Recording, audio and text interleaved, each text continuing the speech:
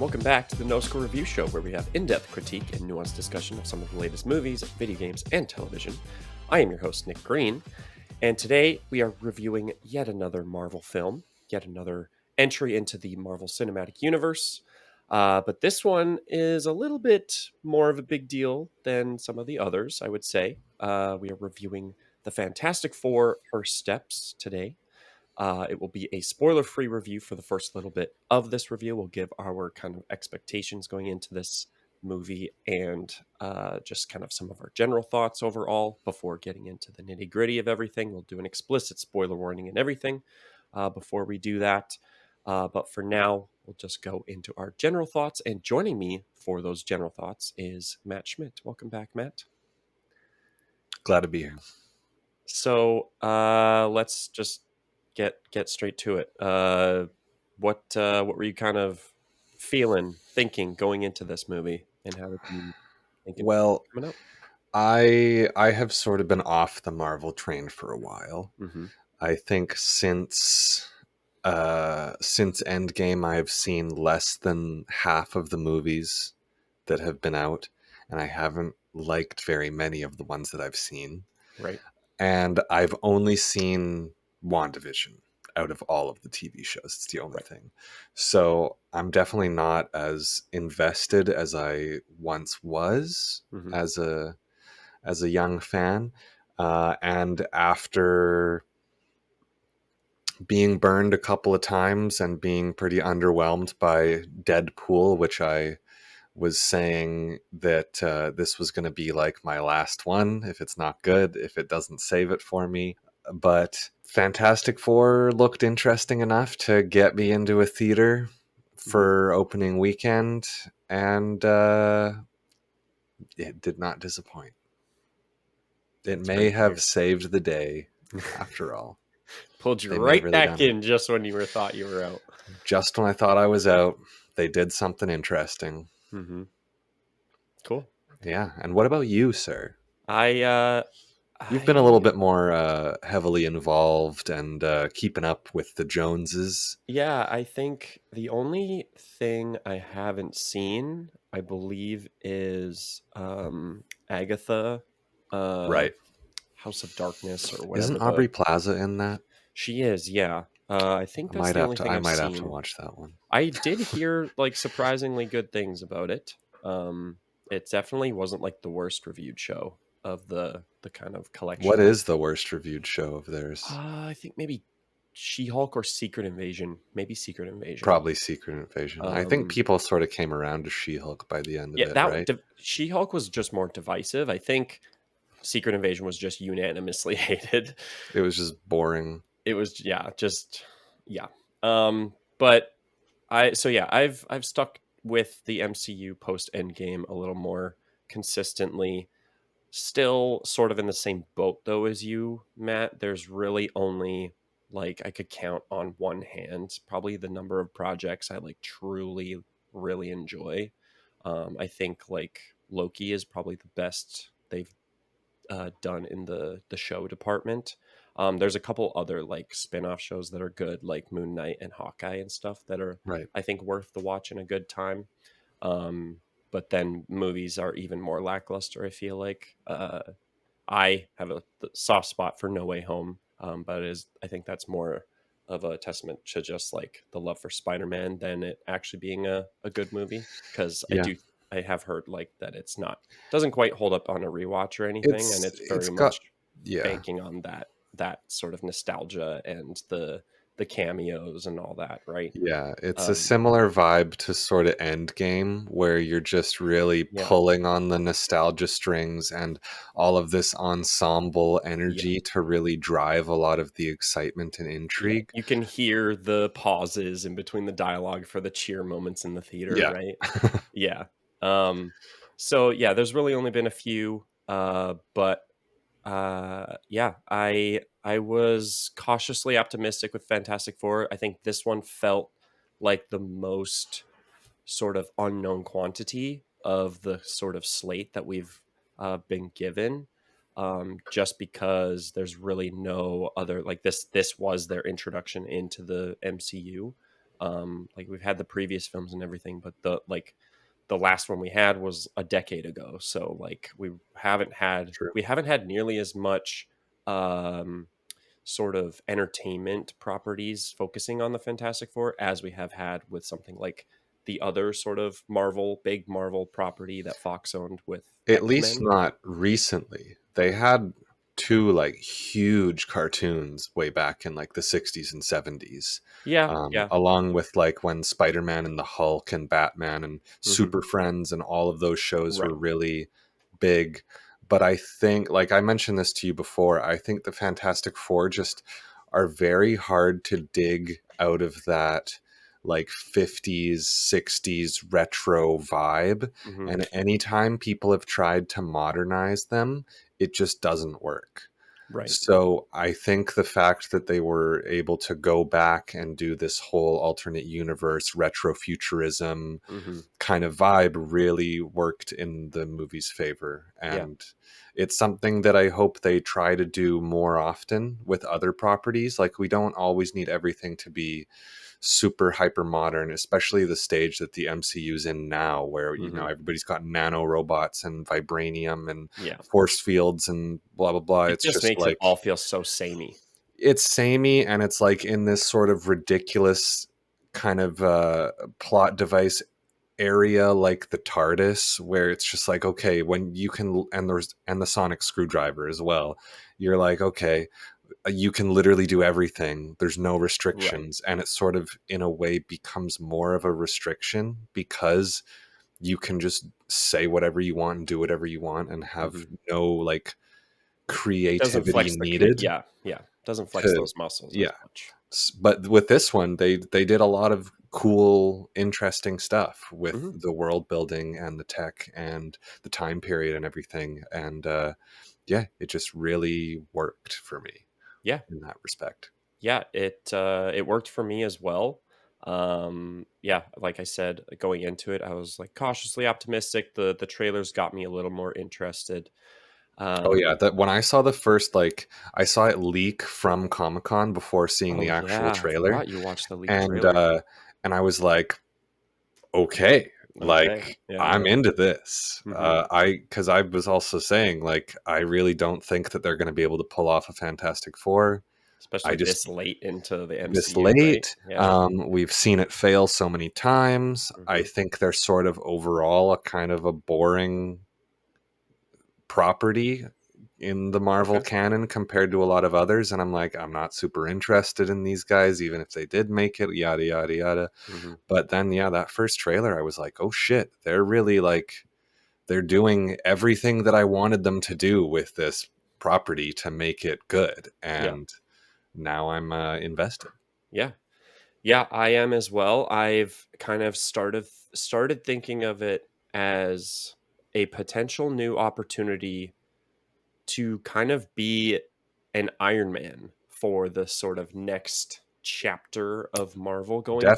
Definitely. Like I know it's part of like phase 6 in the multiverse saga and whatever, but like it honestly feels like it could be almost entire like they could almost entirely restructure completely around this movie, and just carry everything that works in this movie going forward in their other properties. Not to put too much pressure on this movie or anything, or rely on it too much, but it just does feel like that sort of breath of fresh air, like a fully realized vision. It's like honestly taking away all of this MCU stuff. First Steps is a good movie. It's Yeah. just a good movie, And which that's is great. because it stands on its own. It Yeah, doesn't rely on 40 other movies of Easter eggs and backstory that you need to know to like get what's going on or yeah. appreciate the story. It just exists in a vacuum. Hmm. It's definitely aided by knowing certain things of what's happened and where it's going. But And it takes the shortcuts that are smart, right? Like it's not an yeah, origin story yeah, again. skipping doing the origin story the way they did it, I think is perfect. Yep. Let's do more of that, please. Hmm. We don't need entire movies dedicated to origins anymore. We understand how superheroes get their powers. Yeah. It's a thing. Whatever. Let's skip over the boring first steps, uh, and just get right to the first leaps. Yeah. yeah, get more into the like interesting stuff where us as an audience is already a little more accustomed to. Um, and yeah, I think they just did that really well. It's easily the best. I mean, it's like staggeringly low bar to clear, but the best Fantastic Four movie we've gotten as well. By a Uh, mile. yeah. Other than maybe the 1994 Fantastic Four. Well, I mean, I can't speak to that personally, but I think it was 1994, right? um, Yeah, it was. Yeah, that's the one that whatever who it was, Fox. Oh, unreleased. Some really crazy, like weird thing where they had to make a movie just for the sake of maintaining the rights. oh, And that's it's just funny utter garbage, and it was made on like no money, but they're like, we just need to make something so we can to keep like the yeah. keep the copyright. What Sony is doing with the Spider-Man property. Basically, yeah, it's what we're getting with. That's how we got Morbius, Yeah. and I don't know what it is. Madam Web, Yep. was Madam that Web, Sony as Craven the well? Hunter, Yeah, yeah, Venom. Yep. All they're real those. good at making movies over there right now, huh? Yeah. Oh yeah. What happened? They just need to get Raimi back. Yeah. He's the I only don't one that know. knew what to do. But yeah, it's a great Fantastic Four movie. Just a great movie. Period. Um, A good lot of different genres. There's yeah. good like like there's a family drama in there. It's also just a good like sci-fi movie. There's lots of Hmm. good space stuff. The Really cool. the giant spaceships and all Hmm. that kind of stuff is just, and the black holes and everything. It's it's like that level of not quite to the scientific awe of something like Interstellar, but it's that kind of level, just cartoonified a little bit more Hmm. to like Yeah. lean into the campiness and the retro future. It's not trying to be like a perfect mirror of what space is But really there are supposed hints to here and be, there, right? but Yeah. there's like enough of it in there, and they're still doing cool stuff. Hmm. It's kind of like the rule of cool. If it looks cool, I'll excuse if it doesn't really make sense Sure. or whatever. Yeah. Yeah. I think they really are able to ride that line of kind of corny, cheesy comic book stuff, but have it be so like sincere Hmm. and just like done really well, because there's some goofy stuff in this just like on paper, or like if you look at some of the just like images from the movie, like without a doubt it's like ridiculous stuff that's going on, but there's a level of like authentic or like authenticity to it that is just makes it like makes you want to go along with it, and certain things like are a lot more foreboding and like intimidating and serious, and there's some serious stakes and stuff, and you're able to kind of wave away these goofy sort of concepts and whatnot because you're so invested in like these characters and the tone of the film as well. Yeah. I think they do a good job of letting the serious moments actually sit. They don't try Yeah. and undercut everything with a joke to like Hmm. let you know, oh yeah, we're aware of how ridiculous this is. Haha, isn't it funny? Like whatever, These. like so many other Marvel movies do. They give you that time to be like, oh no, we're gonna do this whole serious scene, and we're gonna end it without a joke, and we're gonna Hmm. go on to another scene that's gonna maybe be serious.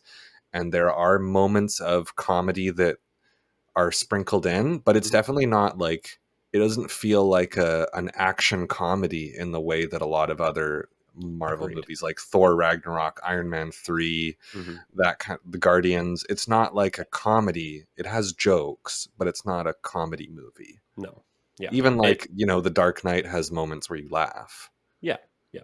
Um, no, it's able to kind of carve out its own identity. Like these feel like distinct characters. Like it's not like they're just pulling from, oh, this is a Tony Stark like alike, or Yeah. like this is a Peter Parker like or whatever, these feel like their own characters, which is really good to see this late in, that we're still able to get these fresh new characters. Although I mean, you could argue it is kind of on the detriment of the rest of the MCU because of how samey they have become, with a lot of the brand of like humor and the quips and a lot of the dialogue feeling samey throughout their films and TV shows. Um, but yeah, I think this one is able to kind of stand on its own a lot more in that front as well. It really feels like it's a director's movie. It doesn't feel like Mhm. Kevin Feige really had his fingers in it as much, even though he obviously did, but he like Yeah. let the reins fall into Matt Shackman's hands enough to really put a visionary spin on it. And Hmm. it doesn't feel like we're watching just a realized previs that was made by a group of CG artists 5 years Hmm. ago. It feels like this is something where a lot of specific creative decisions were put in from one person. It didn't feel like a movie made by committee like so many other projects do from Disney in general, really, Yeah. not even just Marvel. But they really just like let this guy do whatever he wanted. And I mean, I looking at his track record after when we were driving home from the theater, it's like, oh yeah, this guy did some of the best late episodes of Game of Thrones. The Mhm. dude worked on Succession. He worked on Fargo. He did like 45 episodes of Always Sunny in Philadelphia as well. Well, and in the He, Marvel's department too, he and did he did WandaVision, WandaVision, right? yeah, Yeah. which is like, it's pretty Which you would freaking good. think that like it would maybe feel like more of a committee movie if like it was already bringing someone pre-established in the sort of Yeah. workflow of the MCU. I'm wondering if it was like, you have to wonder if it was either like one of those projects where it was they were willing to be a little bit more risky, or on the other end where it was just one of those things they were like, no, let's take the time with this project, take our time, get the talent right, get the feel for it right, like we're not in a rush to do it, let's make sure we can fit it into the overall plan. And whereas like maybe a couple other ones they were like, yeah, this is fine here, this is fine here, not Are paying you as much talking about attention. Fantastic Four or WandaVision? Fantastic Four, Right. it feels like it could be almost on either side of that spectrum, just with how good it turned out. Yeah. um I think they definitely gave him a lot of slack to work with when making WandaVision too, just because of how like unique the whole they totally structure. let him go off in those They just first let four him, episodes. do his own thing, and then they're like, "Oh, that kind of worked. Maybe we should just let him do that again, but with a movie Yeah, instead." yeah, very And true. yeah, it really worked. Hmm. I think, and I hope this is a good lesson that they learn to get actually talented people to direct their movies instead of just hiring, Hmm. studio directors for hire that'll just be on set and push the buttons like a monkey or whatever. Well, and it Not could to be discredit interesting. a bunch of those directors, because there are good ones out there, Sure, but yeah, it could be interesting as a sort of hiring process for Marvel. I like we won't spend too much time on this part. We'll get into the spoilers and stuff soon, but um just as like a format for like vetting directors and other creatives, of using their TV show templates as like a vetting process of like, get a handful of directors in, see what they're kind of capable of right. on an episode of TV in one of their smaller series or whatever, low risk series.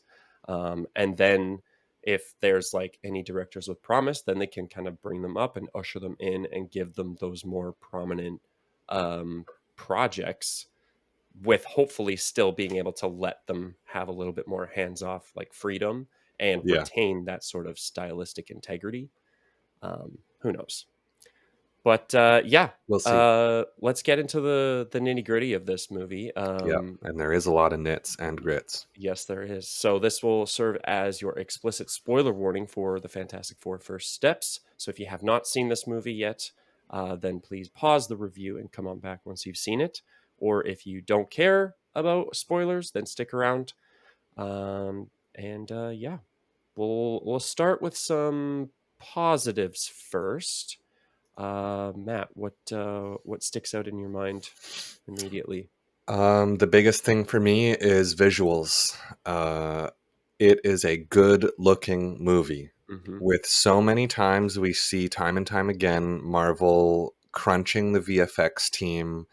You know, we saw it with Black Panther. That's the really easy target. It is kind of like the golden Mhm. example. You give this studio 2 weeks to do a 3 month job and it's going to not turn out good. Yeah. But with this one, I mean, they had a lot of work to do. They had Galactus to pull off. They had the Silver Surfer. Every one of the heroes have very visually demanding powers, Yeah, except for especially Stu, really. I mean, Sue, not Stu, but well, especially in order to make it like to sell it, you know? Like yeah, they could do a half-assed job and it'll just come off as like really corny and like silly looking, you know? Like Mr. Fantastic is inherently a silly looking character, you exactly. know?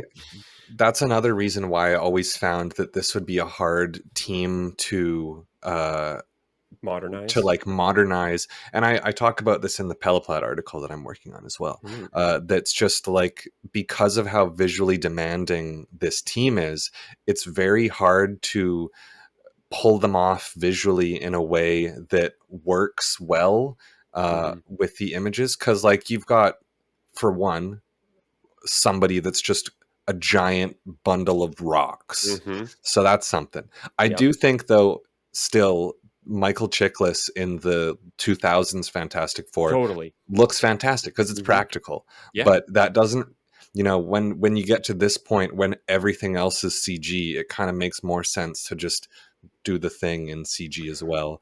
yeah, Um, yeah. It and would then, be a tonal some tonal dissonance of like a yeah, rubber like suit man, you know? Yeah, a little bit. And then like Galactus, there's this giant like CG monster, and then just like a dude in like an orange yeah, morph suit with yeah. muscles drawn on. But Mr. Fantastic is kind of, yeah, he's inherently goofy. It's hard to make that look cool in Mhm, a moving context. Like you draw it on a piece of paper and in a still frame, and it's like, yeah, that works. mhm. And I think in this movie, they didn't go out of their way to like make him stretch like 200 feet in either Yeah, direction and do all these they things. keep it pretty reserved They with they how do it he reserved. It's does like, oh, moves. he'll reach across the room and grab something, or he'll just do a little bit of slingshotting to like Mhm. jump and everything. And also like fire, notoriously difficult thing to simulate, to get everything right, because humans eyes are really good at picking out that sort of uncanny valley-ness. For Like sure. if the highlights don't match, like if the brightness levels aren't good, if the light doesn't reflect off the environment in the right way, if the flames don't move in the right way, Yeah. that immediately will like trigger, oh, that's not real, that doesn't look good. And you can Yeah. definitely see that in like the older movies, where especially that first one and a lot of other like old movies that try and do CG explosions and stuff, that's Yeah. like, it doesn't work. But the fire looks really good Mhm. on Johnny, and they really work it into the way that they shoot a lot of the scenes. Like there's that one scene where the power goes out and then Johnny flicks on, and then Yeah. he is the one lighting the scene. Yeah. And then there's that other part where Silver Surfer goes up through the clouds, and then it's nighttime in front of the moon. Johnny flies up after her, and then he's providing like this red kicker light that's shining off the surfer, and then you got the backlight from the moon. And they just found all these really unique and good ways to make his flame light work its way into the shot composition and the lighting Totally. setups, and that kind of thing really sells the visuals. And it's like, it's giving you motivation to do this cool like color effect, Mhm. and it just lets you make all these things look really nice. And then Sue's like force field, the sort of like rainbow rippling stuff that they were Yeah. doing, Yeah, was the really good. aberrations and The stuff. Silver Surfer, holy shit, I could spend like 20 minutes just talking about the hair Mhm. that they did on that one shot. And then Galactus looks unreal, like also You wanna get notoriously hard. silly Yeah, with comic book like characters? Like, they pulled off insane. Galactus, How do the you do most that? silly looking character. Absolutely. The most Yeah. silly looking, he's so comically giant. Yeah. How do you make this guy look cool and menacing and not like a cartoon character? Yeah. Uh, but they fucking did it. Yeah. They really did it. And And honestly, not to like sell the VFX team short or anything, because like he looks marvelous, but Man, what legwork does Ralph Ineson's voice do for Oh that my character, god, you know? yes. Like, He honestly, is the you could have a perfect black person. screen and just listening to him, and you would be terrified, you Yeah. know? Like, what what a merriment of character and actor. Like, I cannot wait to see more Galactus just to have that excuse of listening to Ralph Ineson I mean, more. we have to, right? He's I gotta come certainly hope back. so, yeah. There's no Uh, way they're gonna do a one and done with Galactus. He's yeah. like one of the big bads. Mhm. I'm Um, honestly surprised. That was another thing with expectations for this movie. When I heard that Galactus was gonna be the main villain, I'm like, "Whoa, we're already going there? That's kind yeah, of a that's lot." Like, he's like an Avengers level threat in yeah, any other yeah. situation. He's a universe level threat, man. But no, like, he looked so good. Loved the effect when his, like, eye shields went down on his mask. That was so cool. Yeah, The whole when we fight, like, final fight with him was really cool. One of the more unique yeah, sort of 3rd act yeah, battles or, it like, was really neat. climaxes we've had. It Yeah. was a surprisingly, sparse movie when it came to, like, fights and stuff too, which Yeah, I there liked. wasn't, like, a ton of huge set pieces. Like, there Yeah. was some, like, action and adventure here and there. Yeah, there was Um like, oh, a space chase, or we're Mhm. gonna like do some like planet whatever stuff, Yeah. and we're gonna do this and we're gonna do that.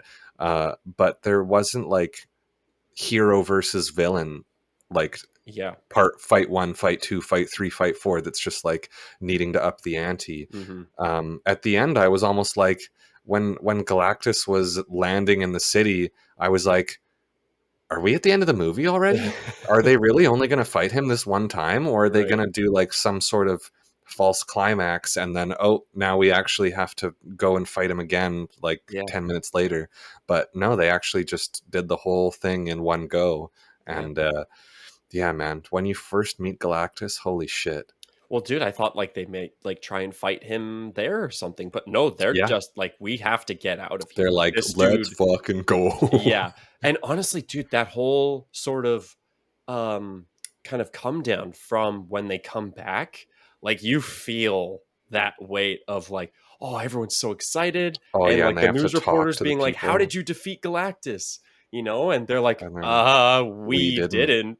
And honestly, so surprised that they kind of wrote that scene that way where Reed just comes clean fully, but a Hmm. really cool, interesting scene because, like, the whole dynamic of, like, them being this beloved team of heroes, right? Like, everyone loves them and reveres them and everything. And then it's just that switch, you know? And Yeah, it's kind of like the movie kind of takes a darker turn at that point. And you're kind absolutely. of like, where are we going from here? Like, what's going to happen, you know? Yeah, I thought there were some really, really interesting scenes, especially with how, like, they were written. I loved Sue's little speech to Oh yeah, everyone. her I speech thought that was really with good. the I baby was loved great. loved like Sue. She was kind of like the soul of the movie.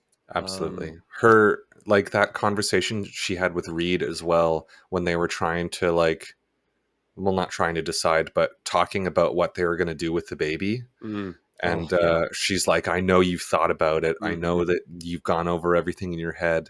And you're really like, damn, it just feels like we're watching like a outtake from Marriage Story 2 or Yeah. something. Yeah. Because it's just like, there's no superpowers. They're just in a bedroom. We're not Yeah. doing a bunch of like crazy background stuff happening to remind us that we're in a superhero movie Hmm. 24/7. It's just like, no, we're just having like a serious wife and husband moment right now. And Yeah. again, they didn't undercut it with jokes. They're just like, yeah, we're going to have this serious moment, Hmm. and then we're going to sit with it. And these characters are going to figure out a solution and not just joke their way through everything. Yeah. Well, and we even sort of get a similar feeling of that when they sort of do that with Ben and Johnny as well, and kind of Hmm. bring them into that whole. I think it was a different plan at that point, but like, you just see Sue, like, staring at Reed the whole time, and it, like, like, because we've had that conversation with them already, right? We watched them talk it out. But just seeing her, like, stare at Reed while Johnny and Ben are freaking out now too, like, you can't give up your son, you know? Yeah. Um, Yeah, yeah. that's true. Yeah, they were the ones that are just like, well, fuck no. Yeah. Yeah. It that the whole, like, the cast was perfect, I think. I think they really Seriously, sold the dynamic of that everyone. family. I was Yeah. super And super also, convinced. touching quickly just on the side characters, we got Natasha Lyonne. Hmm. There, like very briefly, setting her up for next time, and Paul Walter Hauser as the Mole Man as well was Yeah, I was such a not great expecting a mole addition. man. Um, he worked with the director on Always Sunny. He was in a couple of the episodes that Matt Shackman directed, Oh, so they nice. have that Okay, little connection there. He very plays a cool. juggalo in Always Sunny. There's a couple That's good great. like screenshots of him in clown face paint. That's Uh, funny. but yes, that was great. And then also like Julia Garner, like Man, come on, talk about undeserved hate from the community. ugh. Like Yeah, easily such like the like best knee Silver jerk Surfer that whiplash or we've knee ever jerk had. like Not that we've had many. outcry of like, oh, it's a woman in a man spot, you know? Who It's but cares, man, man? did she She knock it out of the killed park? it. Yeah. Like You can't even really tell it's her almost. honestly, I forgot she was Yeah, even until we got that flashback. I'm like, oh yeah, that's her. No, she was great. And honestly, keep her. Like I'm totally happy with her yeah. just I being want the Silver more. Surfer. She was like Her amazing. surfing scenes were so fucking cool. They were The really the cool. lava scene after they Yeah. like blow out Galactus's food tubes Yeah. and it's just all Yeah. pouring out and she's going shredding that curl. I was like, yes, I Yeah. I knew. love how she moves through scenes too. Like her phasing ability was really Yeah. cool. That scene where she nearly grabs their son was super Oh, yeah. intense. I was thinking, like, is this gonna have some sort of like weird effect on the fetus by having her hand go in and Right. then Yeah. phasing through as they jumped into light speed? I'm like, oh, is she gonna have a miscarriage? Is it gonna like give her baby extra powers, or is it gonna Yeah. do something? But I mean, maybe they'll touch on it later. Yeah. But they No, that kind of was like, really cool. yeah, that I was thought that really birthing cool. scene was good too, like, going Hmm. kinda back to what you were talking about of, like, VFX and selling the powers. Like, Yeah, we get that scene where, Reed is holding Sue still, but she goes invisible, and that's, like, almost another sort of inherently goofy looking thing, but they really sold that, they like, the worked it. emotion of that scene was just at an all-time high, so it's just, Mhm. like, you completely buy into it, and yeah, the powers were so cool. I was kind of wondering in that scene if they were gonna tilt down and we were just gonna see the baby like come out and just it's like, okay, where do we draw the line between Sue and then the baby? Right, yeah. When does I is it when they she cuts the umbilical cord and then the baby stops being just a yeah. invisible too? I actually was quite surprised by them doing the belly scene where she kind of, like, makes her belly invisible when, she shows Reed, like, there's nothing to worry about when they're doing the tests and stuff. I I thought don't that even was remember great. that part. Where she just, like, makes her belly go invisible while Reed's, like, performing tests on her, and he, like, is able to see their son inside her, and he Oh, oh, that part, yeah. yeah, for the like the ultrasound. Yeah, Yeah, yeah. yeah, yeah. Yeah, where she's, like, just trying to calm him down, being like, You need to just stop worrying, he's fine," you know? I thought that was really cool. Not something I would think that they would actually be willing to kind of not that it's, like, that, like, intimate or anything, but it's just you wouldn't expect it maybe in, like, a Marvel movie or whatever. But yeah, just really cool effect. And again, just the visual effects team did a really good job. There is like one, maybe two scenes where there's some like bad, It's so but I don't funny. know if that's like just Ugh, because it was I know inherently an exactly what you're impossible thinking thing about. to do. Like maybe the It's baby was moving around too much or something, it's and it just so funny that of all of the ridiculous CGI in this movie, it, the worst looking thing is a floating head on a baby. yeah, Like, yeah. have we not figured this out at this point? I Also, guess like, not. isn't what's the timeline like on this? Because that baby is supposed to be a newborn, but it's like it's got its eyes open. It's like almost talking. It's like doing Superpower it's babies, man. it's I superpowered baby, I guess. I'm just like, did we do a time skip here that I just missed, or is this like 2 days Yeah, the after this closest we baby's been have is born? like I mean, Galactus. We get those little increments of where Galactus is in the solar system, Yeah. but I don't know if how clear it is of like how many days pass necessarily. Um, but yeah, who knows? Uh, yeah, Anyway, yeah, what that was a real funny little bit at the end, that was, though. yeah. Um, It's so clearly disconnected from the body. yeah, it looked just like it reminded me so much of Mark Ruffalo's head in the Hulkbuster suit in Infinity. Yeah. I mean, even Robert Downey Jr. has some of that going on in like Civil War too at Oh the yeah. airport. Him and Rhodey both, I think, have Mm. some floating head stuff. But yeah, the Hulkbuster is the One of the prime worst example offenders.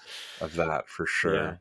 And Um, also a little bit of American Sniper Baby in there too, in a way. yeah. Another classic Uh, moment. cool. What else? Are there any sort of big lowlights for you at all, Matt, for this movie? Honestly, no. Just that baby, honestly. Yeah. Um, I yeah, I liked it all. I think maybe my one low light is that I would have wished that Ben got a little bit more He was definitely the most of his underutilized. yeah, his internal character, but like we were also saying before, a lot of his journey has to do with Rachel.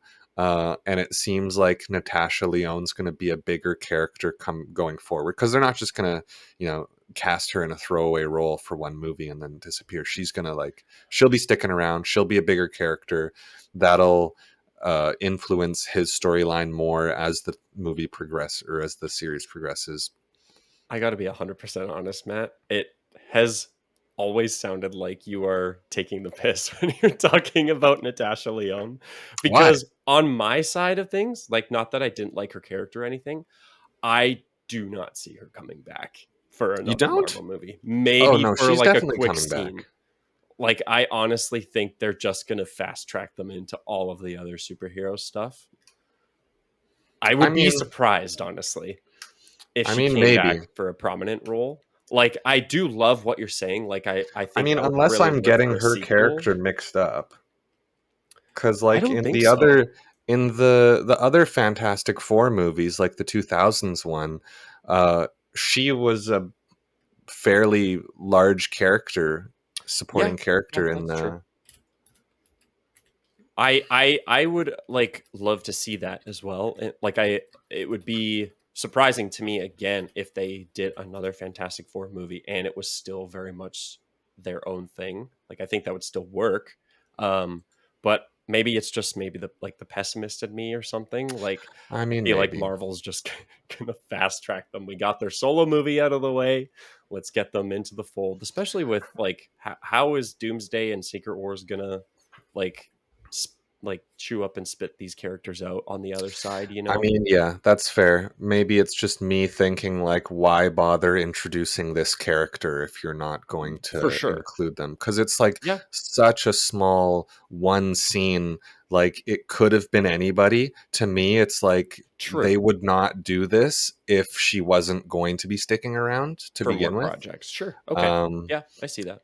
at least for her, for one as an actor and also as a character, because that's just like that's like them introducing Gwen Stacy for one scene and then never having her interact with Peter Sure. Parker again. Yeah, that's true. Or Good even point. I'd say honestly that would be more like Mary Jane because Ben doesn't even have two girls Hmm. like Peter does. Yeah. It's Well, I he's got mean, one. Peter has very many girls. Yes, but no, I'm thinking more of the non-superpowered girls. Sure. Sure.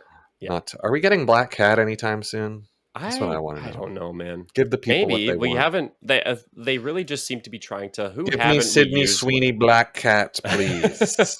Sydney Sweeney Spider-Man redemption arc. Get her saved And from Madam Web. Anna Kendrick Squirrel Girl. There we go. That's a good one. Um, Want. yeah, I don't know if I have any big gripes at all either. Maybe some more Um, 50s music. honestly, I really like the But score. Michael I Giacchino. I I mean, liked it too. But if they'd maybe had a little bit more uh stuff going on that was a little more diegetic, like people listening to tunes out on the street and stuff Sure, like yeah. that. But I mean, yeah, he did do a really, really good job You with the know what? I music. will say one of like probably my biggest gripe. I don't know what we need to do about post-credit scenes and everything. I just don't enjoy having to wait for the second post-credit scene and then it being like I feel like there should be a rule always put the comedic ones first. You know? Like I feel like it would be a lot more rewarding if you sit through the entire credits and everything and you get the more substantial one, you know? Just like I wish we didn't have to put the like if you're going to do these comedic stingers or whatever or these like shorter like post credit scenes, then like put them first, you know? I don't know. I get that, but also I think in this case at least, they put the more narratively impactful one first because they know more people are going to see that one, and then fewer people are I going to stick suppose. around for the sort of like negligible, Sure. The uh Die Hard one or whatever. the negligible cartoon, whatever, funny Sure. little joke one. But then again, they also could have just not done the Doctor Doom one at all, Yeah. I mean, I suppose. or done it somewhat differently. Yeah. I mean, that one also really pretty Because all we're getting is, unsubstantial. yeah, he's going to be in the next movie, something we already knew. It doesn't tell us Yeah. anything new. It's just a No. little bit of like, oh, there's his mask in his hand and his back. Yeah. Yeah. Cool. Um well and yeah, it's very much a body double in a hood, right? Yeah, there's no way that Just that was actually could you imagine? RDJ. Get That him would to be come to set for funny. one day. Yeah, we're not So going to show your funny. face. You're not going to say anything. Yeah. You're just going to crouch down and $25 million, go please. coochie coo, and then yeah, we'll pay for Pay for your next the mansion. next life that you have to live in Yeah. one day. uh cool. Yeah. Any other big highlights at all? I feel like we touched on most of the I things. mean, I think yeah, I mean, visual, just everything about it. Editing, the sound, the production design, the Yeah, dude. cast, the The direction, the music. It really did nail everything that I wanted it and needed it to enjoy this movie.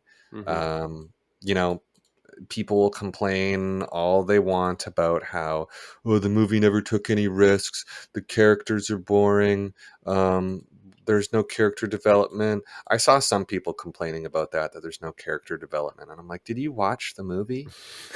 Like, are We you watched the just same movie. are you just not understand?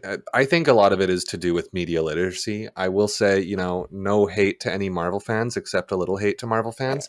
They're not the most media literate uh, fandom, as most fandoms generally aren't super media literate. It's just Sure. like obsessive to a certain degree, and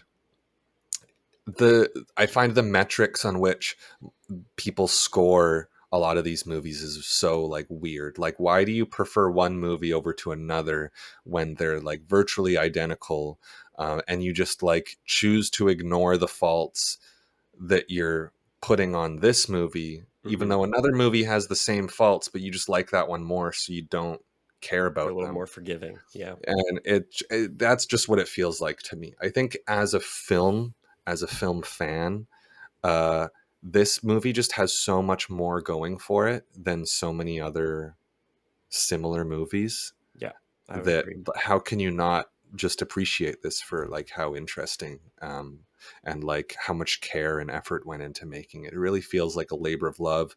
People who wanted to make something unique, people Mhm. who cared about the property, and they're not just painting by numbers. Yeah. Yeah, it's just, I loved it, and I didn't think I would ever say that about a Marvel movie ever in my life, honestly. Um, but it's now got me hyped for Doomsday. Yeah. I mean, I might have to do a little Marvel binge right before Doomsday comes out. Maybe I'll catch up on some of the ones that I missed, like yeah. Guardians 3 still haven't seen. I'll probably watch Thunderbolts. Mhm. some other, I Maybe don't know, Loki. whatever I don't know other how people. consequential that'll be to We'll Doomsday, see. but We'll see. The other, I'll watch the other good ones. mhm. Good ones. Yeah, relatively speaking. Whatever those are deemed to be, because yeah, I think there's still 8 that I haven't seen, but I'm definitely Well, I not going to think be on the movie watching front, I don't think you're missing out Captain much. America: Brave New World. That's definitely not going to be on my list of ones to What are watch. you I'll tell talking you about? that. Uh, but yeah, I don't know, man. Shit was good. Yeah, Shit was fun. It was good movie. cool. Would recommend. Would recommend. I'm not. I don't want to be one of those people that goes like, "Oh, Marvel's so dead. Oh, we're so back with Marvel," and flip flop all the time. Uh, so like, I do think this one is like the most worthwhile we've gotten in a while. Uh, it's like, again, it's just a good movie. Like, you could come into this franchise with having not seen a single thing, and I think you could come out enjoying Fantastic Four First Steps. It's yeah, a So beautiful, entirely standalone movie. Do this more, please. yes, This is what we please. need. Mm-hmm. Agreed. Cool. And with that, we will leave it there for this No Score Review show. Thank you so much for joining me, as always, Matt. Always a pleasure to have you on the show. Always a pleasure. And where can the people find you? People could find me on Peliplat, a writing, I don't know, a site Entertainment for news site, entertainment movie review site. lovers and TV lovers. It's sort of like Letterboxd, but a little more long form, less diary based and more like article based. They also have a pretty good database that lets you sort through stuff that's like sorted by keywords rather than just genres. So you can be like, oh, I want to do some animated superhero. That is dark and gritty and whatever, and you can have all Yeah. these little keys that will give you a very specific list of what you want to watch, so you can really narrow down like if you're in a specific vibe and find that. But yeah, I'm writing there a lot more than Letterboxd these days, and writing longer in-depth reviews and analyses. So if you want to check out that kind of shit, do it. I will be writing one on Fantastic Four that'll either be out shortly before or shortly after this episode drops. So be sure to stay tuned for that. Maybe can link that in the description, Yeah, depending on timing and everything. totally. And they can also actually find you there too, can't they? They can find me there. Yeah, I just wanted to add real quick, like, I would sort of equate Peliplat. It's just like a bunch of sort of op-eds on movies and television. Yeah, Uh, that makes sense. so if you want to like read some like in-depth critiques and analysis, like Matt said, on some of the like trending movies and TV, they also do like monthly writing challenges. So there'll be like a fun theme throughout the website with a bunch of the articles too. And like Matt said, I have also partaken in a couple of the writing challenges and wrote a couple articles. So you could find me there as well.